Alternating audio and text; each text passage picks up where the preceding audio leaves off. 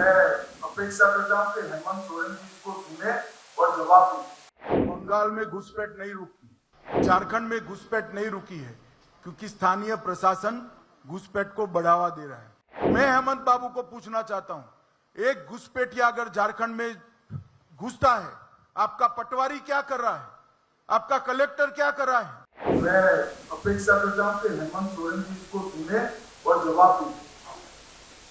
बंगाल में घुसपैठ नहीं रुकी क्योंकि वहां स्थानीय प्रशासन घुसपैठ को बढ़ावा दे रहा है। झारखंड में घुसपैठ नहीं रुकी है क्योंकि स्थानीय प्रशासन घुसपैठ को बढ़ावा दे रहा है। तीनों जगह बीएसएफ है, आसाम में भी बीएसएफ है। इतनी विषम बॉर्डर जो बांग्लादेश और भारत की है, जहां कई नदी नाले हैं, कई पहाड़ है, कई वन है, हर जगह सुरक्षा संभव नहीं है। मगर मैं हेमंत बाबू को पूछना चाहता हूं, एक घुसपैठिया अगर झारखंड में घुसता है, आपका पटवारी क्या कर रहा है, आपका कलेक्टर क्या कर रहा है? क्यों पुलिस में कंप्लेन नहीं कर रहा है? क्यों भारत सरकार को कंप्लेन नहीं कर रहा है? यहां भाजपा की सरकार बना दीजिए। हमारे पटवारी से लेकर मुख्यमंत्री सब इनको न केवल रोकेंगे, इनको डिपोर्ट करने का भी काम करेंगे। हेमंत बाबू, जिम्मेदारी से आप भाग नहीं सकते हो। क्या उलझुल सवाल पूछते हो? आपकी कोई जवाबदारी नहीं है। ऐसा कोई मुख्यमंत्री होता है जो राज्य की सीमाओं से घुसपैठ हो और जिम्मेदारी केंद्र पर थोपे?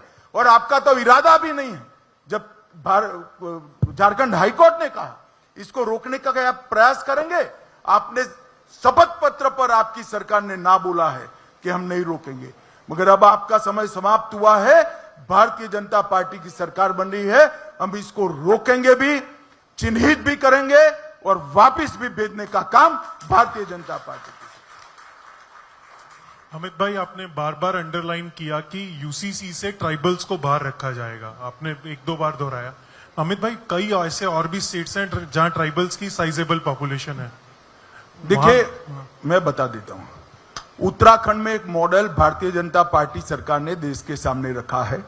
उसमें हमने ट्राइबल्स को, उनके रीति रिवाजों को, इनके संस्कारों को और उनके कानूनों को पूर्णतया यूसीसी से बाहर रखा है। भारतीय जनता पार्टी देश भर में जहां यूसीसी लाएगी, हम ट्राइबल को एक्सक्लूड कर यूसीसी का इंप्लीमेंटेशन करेंगे। इसमें कोई कंफ्यूजन नहीं। अमित भाई, आनंद हो, टीवी 9 भारतवर्ष से। एक एफिडेविट सामने आया है हेमंत सोरेन का, जिसमें उनकी उम्र जो है 5 साल में 7 साल बढ़ गई है। तो क्या ये एक महज गलती है या फिर कुछ और इसके पीछे आप देखते हैं? अब वो तो मैं मानता हूं कि चुनाव आचार संहिता लग चुकी है, मगर मॉरल ग्राउंड पर हेमंत बाबू ने ही इसका घोषणा करना चाहिए।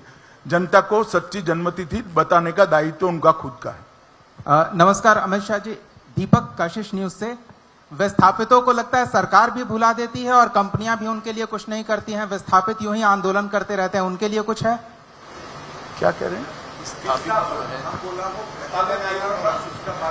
इसके लिए हमने हमारे घोषणा पत्र में आयोग बनाने का फैसला किया है और इस समस्या का सभी प्रकार के रास्तों का वो आयोग संपूर्ण विचार कर एक नई नीति बनाएगा। अमित भाई, मैं रविकांत राय हूं, टाइम्स नाउ नवभारत से।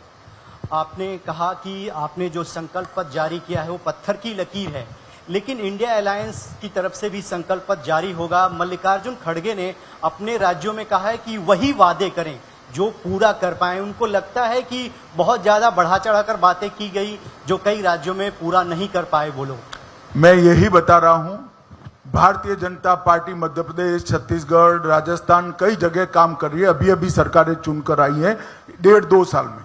हमने हमारे हर वादे को एड्रेस किया है और कांग्रेस पार्टी हिमाचल, कर्नाटक और तेलंगाना तीनों जगह पे दिए हुए वादों को पूरा करने में फेल गई है। और खड़गे साहब को भी मैं बधाई देता हूं, कम से कम जनता के सामने उन्होंने स्वीकार किया है कि हम हमारे वादे पूरा करने में फेल गए हैं। झारखंड की जनता खड़गे साहब की स्वीकृति का संज्ञान ले और इनके वादों का मूल्यांकन करे, ऐसा मेरा झारखंड की जनता को अपील है। अमित भाई, एक सवाल। अमित पांडे, न्यूज 18 इंडिया से हूं। अभी जयराम रमेश जी ने कहा है कि झारखंड में सरकारी योजनाएं, केंद्र सरकार की योजनाएं पहुंची नहीं और कम से कम पिछले कुछ सालों का आंकड़ा देते हुए उन्होंने एक ट्वीट देखो किया। भाई, जयराम रमेश की बात का मैं जवाब नहीं देता, क्योंकि वो देश के आंकड़ों पे भरोसा नहीं करते हैं। ये दुनिया भर के आंकड़ों से देश के आंकड़े बनाते हैं। अभी इसका मेरे पास कोई रास्ता नहीं है।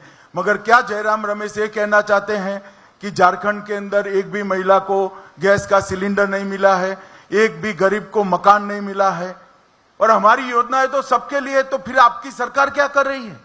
हमारा आरोप उल्टा है। हमारी योजनाओं को हेमंत सोरेन सरकार नीचे तक पहुंचा नहीं रही है। मैं वादा करता हूं, आगे 5 साल हमने मोदी जी की योजनाओं को नीचे तक पहुंचाया था। इन्होंने मोदी जी को राजनीतिक यश न मिले इसलिए योजनाओं को रोका है। भाजपा सरकार बना दीजिए, हम फिर से इसको जन जन तक पहुंचाने का काम करेंगे। सर अमित भाई, मैं विकास चंद्र हूं, न्यूज नेशन चैनल से। मेरा सवाल है कि अभी आपने संकल्प पत्र जारी किया और अभी विपक्ष की तरफ से आ गया कि एक तरफ आप लोग फ्रीवीज का विरोध करते हैं और दूसरी तरफ झारखंड में खुद ही रेवड़ी बांट रहे हैं और तमाम घोषणाएं लोक लुभावन कर रहे हैं। देखिए, हमने देश भर में भी जहां वादे किए हैं गरीब कल्याण के लिए, इसको राज्य की आय, बजट के प्रोविजन और खर्च करने की सीमा को ध्यान में रखकर करा है। कोई ऐसा आकाशी वादा नहीं किया है जिससे हमारे राष्ट्रीय अध्यक्ष को माफी मांगनी पड़े। ये वादे पूरे होंगे और ये सब वास्तविक वादे। सर, झारखंड विधानसभा चुनाव में सरना धर्म कोड का मुद्दा बहुत तूल पकड़ रहा है, लेकिन आपके संकल्प पत्र में इसका कोई जिक्र नहीं है, क्यों? नहीं, इनके साथ नई सरकार जो बनेगी चर्चा करेगी और उचित जो होगा इस पर विचार करेंगे। सर आप लोग सर राष्ट्रीय पार्टी हैं, कहते हैं कि पार्टी भी डिफरेंट है, तो फ्री दे के क्या चाहते हैं कि पूरे राज्य या देश की जो युवा हैं या फिर जनता है उनको पंगु बना दिया जाए, काम नहीं करने दिया जाए? मुझे मालूम नहीं है आपको झारखंड की परिस्थिति का अभ्यास है या नहीं है। होता तो ये सवाल ही नहीं करते। 5 साल में यहाँ की परिस्थिति इतनी गड्ढे में जनता को बिठाया है, गड्ढे में से जगह जनता को बाहर निकालना है तो एक सीढ़ी लगानी पड़ती है। कोई भी आदमी गड्ढे में से हनुमान जी की तरह कुदका लगाकर बाहर नहीं आ सकता, एक सीढ़ी लगानी पड़ती है। ये सीढ़ी है भैया। सर हेलो, एक सवाल है। झारखंड विधानसभा चुनाव को लेकर के ये संकल्प पत्र है, लगता नहीं है व्यवस्था में कहीं दोष रह गई? झारखंड के महापुरुषों का या महापुरुषों का सम्मान हुआ, लेकिन बिरसा मुंडा कहीं नहीं दिखे। लगता नहीं है कि व्यवस्था में थोड़ी दोष रह गई? नहीं, हमने रखा है। अब तक स्मारक नहीं बनाया किसी ने, हमने स्मारक बनाया। अब तक आदिवासी गौरव दिवस नहीं मनाया गया, हमने बनाया। और आदिवासी गौरव वर्ष भी हम मनाने जा रहे हैं और पहली आदिवासी को राष्ट्रपति भी भाजपा ने बनाया है। दृष्टि अगर वक्र है तो सब कुछ वक्र दिखाई पड़ेगा। देखा भाई, जरा फिर से दिखाओ हेमंत जी, उनको खड़े होकर देखो भाई, सबको मालूम पड़े जरा। दृष्टि आपका वक्र है थोड़ा। सर, एक छोटा सा सवाल है न्यूज 11 भारत से, रुचि शर्मा। एक तरफ आप राष्ट्रपति द्रौपदी मुर्मू को सर्वोच्च पद पर बैठा है, दूसरी तरफ राज्य के मुख्यमंत्री हेमंत सोरेन जहां भी चुनाव प्रचार करते हैं कहते हैं कि एक मुख्यमंत्री, आदिवासी मुख्यमंत्री को परेशान करने का कार्य किया जा रहा है, इसीलिए विकास नहीं हो पाए। भाई एक मिनट, मैं समझ गया आप क्यों पूछ रही और क्या पूछ रही, दोनों समझ गए, बैठ जाइए।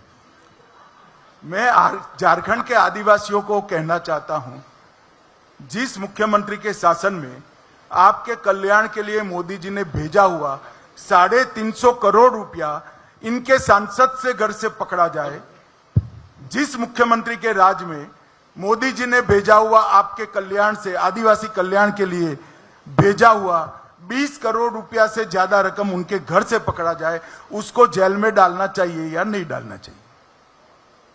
झारखंड की आदिवासी जनता बहुत स्पष्ट मानती है ये इनका व्यक्तिगत भ्रष्टाचार है, और जो भ्रष्टाचार किया है वो झारखंड के आदिवासियों का पैसा लूट कर ही किया गया भ्रष्टाचार। अमित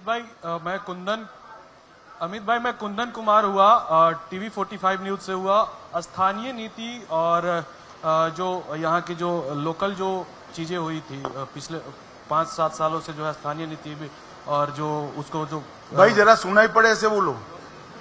स्थानीय नीति और नियोजन नीति को लेकर भी कुछ स्ट्रेटेजी प्लान है क्या? चूंकि अब तक जो है इस राज्य में नियोजन नीति और स्थानीय नीति नहीं बन पाई। मैंने जवाब दे दिया भाई, आप कहीं और गुम हो गए थे। मैंने कहा उसके लिए एक आयोग बनाया जाएगा। सर मैं मुकेश कुमार सुदर्शन टीवी से हमारा सवाल मुकेश कुमार सुदर्शन टीवी से हमारा सवाल है कि अभी कुछ दिन पहले हेमंता सर ने कहा था कि एनआरसी जो है वो भी संथाल में लाने की बात हो रही है। सर क्या ऐसा कुछ बातें हैं सर कि एनआरसी जो है वो संथाल में या झारखंड में लागू होंगे? क्या कहा? नहीं नहीं, ये हेमंत जी एनआरसी छोड़ दो।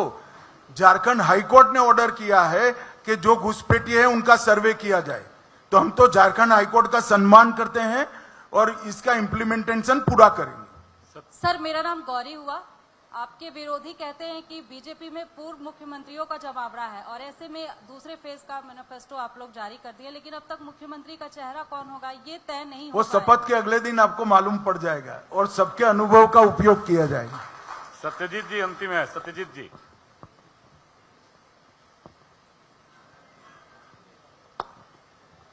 हेलो सर, जेपीएससी झारखंड रघुवर दास की भी सरकार आई तो जेपीएससी में वही ढूल है। मैं सत्यजीत आज तक से एक सवाल ये है कि जो वुमेन एम्पावरमेंट आपने कहा कि 1 रुपए में होगा, तो does it have to do anything with the registration of property under ₹50 lakh? इसको प्लीज थोड़ा सा एक्सप्लेन कर पाएंगे? नहीं, मैंने यही कहा 50 लाख से कम मूल्य की सभी संपत्तियां जो महिलाओं के नाम से रजिस्ट्री होगी उसको 1 रुपये में हम करेंगे। अब कोई कंफ्यूजन है?